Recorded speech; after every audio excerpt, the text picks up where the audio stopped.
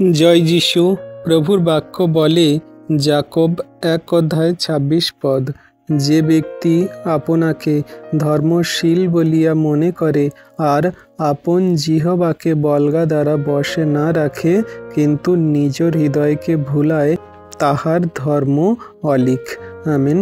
তাহলে বিশ্বাসী সন্তানরা দেখো, এখানে যাকব পুস্তকে কত সুন্দর রূপে আমাদেরকে জানিয়ে দিচ্ছে পৃথিবীতে যত ধরনের মানুষ আছে, যত ধার্মিক হোক, যত সেই জঘন্য থেকে নগণ্য থেকে পাপী থেকে যত ধরনের মানুষ হোক না কেন, যে ব্যক্তি আপনাকে মনে করে যে আমি ধর্মশীল ব্যক্তি, আমি অনেক ধর্ম করি, অনেক কর্ম করি, অনেক ভালো কাজ করি, অনেক কিছু আমার মধ্যে আছে, আমার টাকা আছে, ধন সম্পদ আছে, মানুষের প্রত্যেক দিন সাহায্য করি, খাওয়াই, পা ধুইয়ে দিই, অনেক কিছু করি, কিন্তু সে যদি না তার জীবকে যদি না সে বশে রাখে, মানে তার যদি মুখকে যদি না সে সাবধানে চালায়, সুন্দরভাবে মানুষকে যদি না কথা বলতে পারে, সে যদি মানুষকে আঘাত দিয়ে কথা বলে, সে যদি মানুষের দুঃখ দিয়ে কথা বলে, সে যদি মানুষের গালিগালাজ করে, তাহলে সেই মানুষ কিন্তু নিজের হৃদয়কে ভুলাচ্ছে। সে নিজেকে তো নিজে মনে করছে আমি ধার্মিক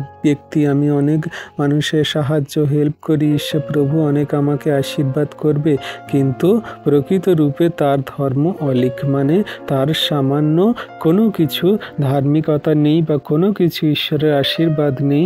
সে শুধুমাত্র লোককে দেখানোর জন্য এই ধর্ম কর্ম করে থাকে, কিন্তু তার জীবকে সে নিয়ন্ত্রণ করে সাবধানে কথা বলে না, মানুষকে ভালোবাসার, শান্তির এবং প্রেমের কথা বলে না, সে বাজে মন্দ কথা বলে। তো এই সমস্ত মানুষরা তারা নিজেরা নিজেদেরকে ভুলায়, কিন্তু ঈশ্বরের গ্রহণযোগ্য কার্য করে না।